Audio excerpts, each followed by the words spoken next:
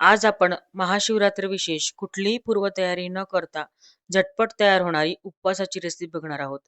तर त्यामध्ये आपण आज उपवासाला चालणारे तेलाचा किंवा तुपाचा एकही थेंब न वापरता टम्म फुगलेले उपवासाचे फुलके कसे तयार करायचे ते बघणार आहोत.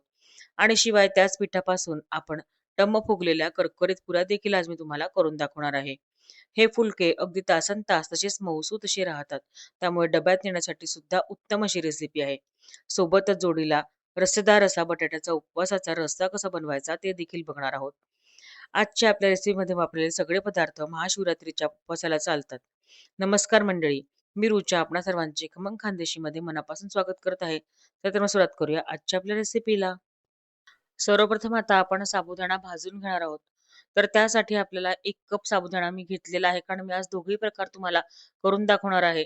त्यामुळे मी आता इथे 1 कप साबुदाणा घेतलेला आहे आपला रोजचाच असा, आणि त्याला आपल्याला मंद आचेवर छान 8 ते 9 मिनिटं छान असा फुलेपर्यंत भाजून घ्यायचा आहे. भाजून घेतल्यामुळे काय होतं, साबुदाणा हलका देखील होतो, शिवाय पचायला हलका होतो आणि त्याचं पीठ खूप छान असं तयार होतं. साधारणतः 8 ते 9 मिनिटानंतर मध्यम आचेवर आपण कंटिन्यूअस हा साबुदाणा भाजत आहोत. तर बघा, साबुदाणा छान असा फुलून आलेला आहे, हलका देखील झालेला आहे आणि असा तो फुलून आला की थोडा फुटण्याचा आवाज देखील येतो. तर या स्टेजला आपण आता साबुदाणा बंद करून घेऊयात आणि हा साबुदाणा एका ताटामध्ये आपल्याला काढून घ्यायचा आहे. थंड झाल्यानंतर मग आपण त्याचे पीठ करणार आहोत.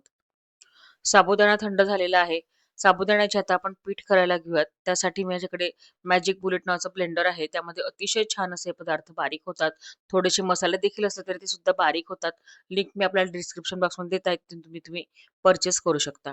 तर यामध्ये आता आपण पीठ तयार करून घेऊया.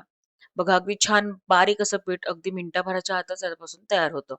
तर आता हे पीठ आपल्याला चाळून घ्यायचं आहे. एक चाळणी घेतलेली आहे. त्यामध्ये 0 नंबरची जाळी मी लावून घेतलेली आहे.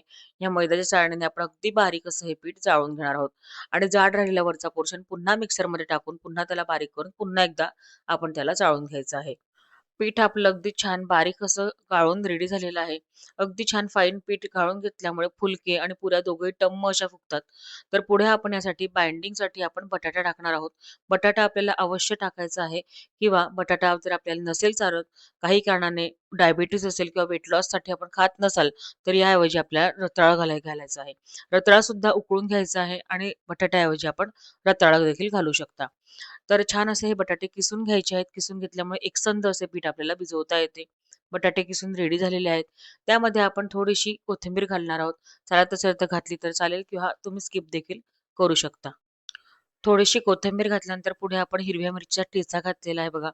ठेचा अवश्य घाला, त्यामुळे फुलक्यांना खूप छान मस्त अशी चव येते. आणि यानंतर सेंधव मीठ घातलेलं आहे, उपवास आहे म्हणून. तर बटाट्यामध्ये बऱ्यापैकी मॉइश्चर असते, त्यामुळे बटाट्याचा अंदाज घ्या. किती पाणी लागतं ते थोडं थोडं करून आपण यामध्ये घालून नंतर थोडासा पाण्याचा हात लावून आपण हे पीठ छान असं मळून घेणार आहोत. तर बटाट्यातल्या मॉइश्चरमध्ये पूर्णपणे पीठ व्यवस्थित मावेल तितकं मावलं की त्याच्यानंतर आपण पाण्याचा हात लावून आपण याला छान असं मऊसूत असं मळून घ्यायचं आहे. सुरुवातीला थोड्याशा आपल्याला वाटतात की गाठी झालेल्या आहेत, परंतु हळू-हळू जसं आपण पाण्याचा हात लावत जातो, तसं-तसं हे पीठ मऊ होत जातं आणि छान मऊसर असं आपल्या कणकेप्रमाणे आपण हे पीठ भिजवून घ्यायचं आहे बघा. मध्यम घट्टसर असा गोळा भिजवा, म्हणजे साबुदाणा नंतर फुलत जातो, तर त्यामध्ये आपल्याला छान असे पातळसर असे फुलके लाटता येतात. त्यामुळे थोडा मध्यम घट्टसर असा गोळा भिजवायचा आहे. तो गोळा झाकून ठेवूयात आणि तोपर्यंत आता आपण छान रस्सेदार अशी आपली बटाट्याची भाजी करायला घेऊ. झट की पटापट ही भाजी तयार होते. त्यासाठी बघा, आपण पाव वाटीच म्हणजे 3 ते 4 चमचे शेंगदाणे घेतलेले आहेत, भाजून सोलून घेतलेले. 2 चमचे सुके किसलेले खोबरे घेतलेले आहे आणि त्यामध्ये चवीसाठी थोडं जिरं टाकत आहोत.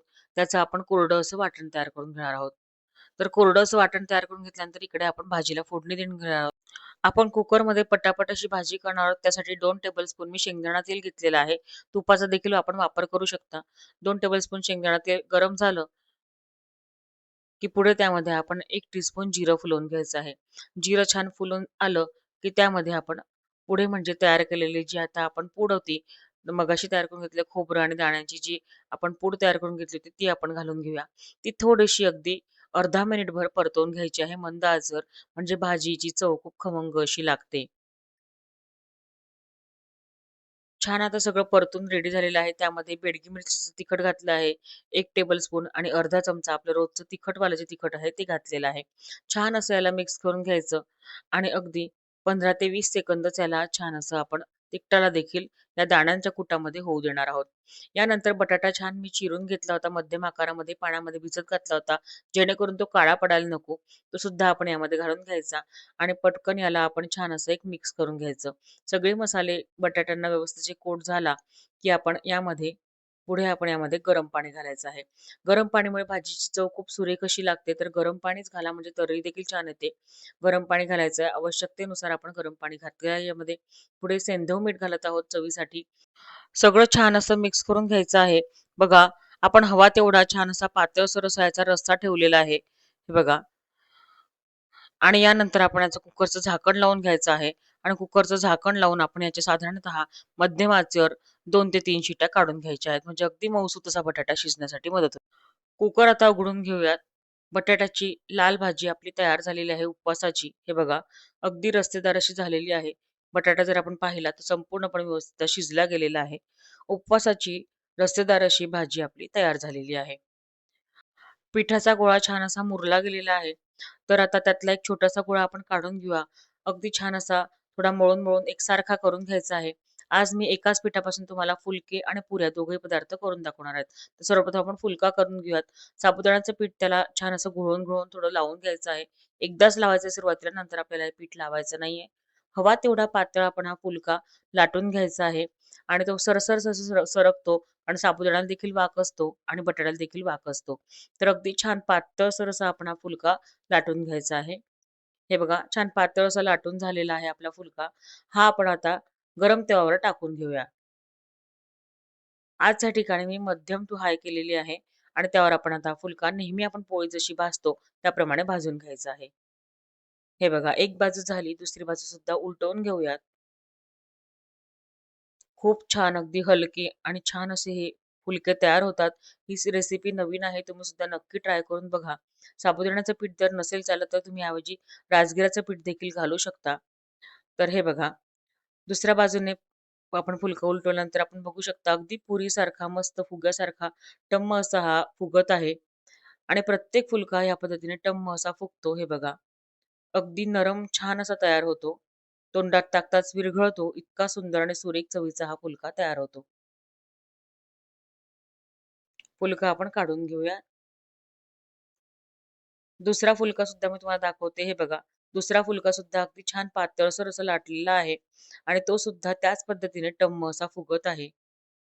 प्रत्येक तुमचा फुलका ह्याच पद्धतीने फुगेल याची खात्री मी तुम्हाला देते. फुलके संपूर्णपणे थंड झालेले आहे आणि तुम्हाला मी हे तासाभराने दाखवत आहे. तासाभराने देखील आपण हे फुलके बघू शकता. किती अगदी अलवार आणि छान मऊसूत असे हे फुलके राहिलेले आहेत. डब्यामध्ये नेण्यासाठी एखाद्या वेळेला डब्यामध्ये न्यायची वेळ आली, प्रवासाला जायचं आहे, ऑफिसला जायचे आहे, त्यासाठी सुद्धा ही परफेक्ट आणि उत्तम अशी रेसिपी आहे.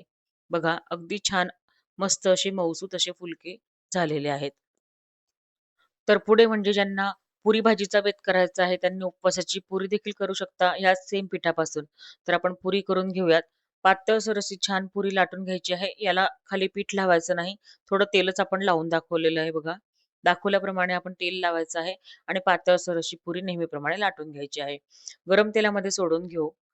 बघा, अगदी छान टम्म अशी फुगते ही सुद्धा पुरी आणि चवीला म्हणाल तर अगदी साबुदाणा वडा कसा लागतो त्याच पद्धतीने ही चवीला देखील छान अशी लागते. लहान मुलं तर अगदी आवडीने हिला खातात. मस्त अशी साबुदाणा वड्याच्या चवीची ही पुरी लागते आणि त्यासोबतच भाजी. खूप छान असा बेत हा तयार होतो. बघा, अगदी छान अशी आपण ही पुरी तपकिरीसर रंगावर, सोनेरी रंगावर तळून घेतलेली आहे. अगदी करकरीत अशी. तर आता ह्याच पद्धतीने आपण इतर पुऱ्या सुद्धा तळून घेणार आहोत. आपण उपवासाची मस्त गरमागरम अशी थाळी सर्व्ह करून घेतलेली आहे बघा. त्यामध्ये छान लाल रस्सा भाजी आहे बटाट्याची उपवासाला चालणारी. शिवाय टम्म फुगलेल्या पुऱ्या, फुलके कुठलाही प्रकार तुम्ही यातला करू शकता. आपण आज हे पाहिलेलेच आहे. सोबतच छान उपवासाचा लाडू, गूळ घालून केलेला आणि काकडी. खूप सुंदर असा हा बेत लागतो. शिवाय अगदी मऊसूत असा फुलका असल्यामुळे हा तुम्ही डब्यामध्ये सुद्धा ऑफिसमध्ये नेऊ शकता. मुलांच्या डब्यामध्ये सुद्धा चेंज म्हणून देऊ शकता. प्रवासाला नेण्यासाठी सुद्धा उत्तम अशी रेसिपी आहे आणि शिवाय यातले सगळे पदार्थ महाशिवरात्रीच्या उपवासाला चालतात. तर तुम्हाला आजची माझी रेसिपी आणि रेसिपीमधील टिप्स कशा वाटल्या हे मला कमेंट करून नक्की कळवा. रेसिपी आवडल्यास रेसिपीला लाईक आणि जास्तीत जास्त शेअर आणि हाईप करा. तसेच माझ्या चॅनल खमंग खानदेशी नक्की सबस्क्राईब करा, बाजूची घंटी दाबा आणि ऑल ऑप्शन सिलेक्ट करा म्हणजे अशा सर्व रेसिपीज तुमच्याकडे सर्वप्रथम पोहोचतील. अशा छान छान मस्त नवनवीन अशा रेसिपीज घेऊन पुन्हा भेटूया खमंग खानदेशीच्या पुढील भागामध्ये. धन्यवाद.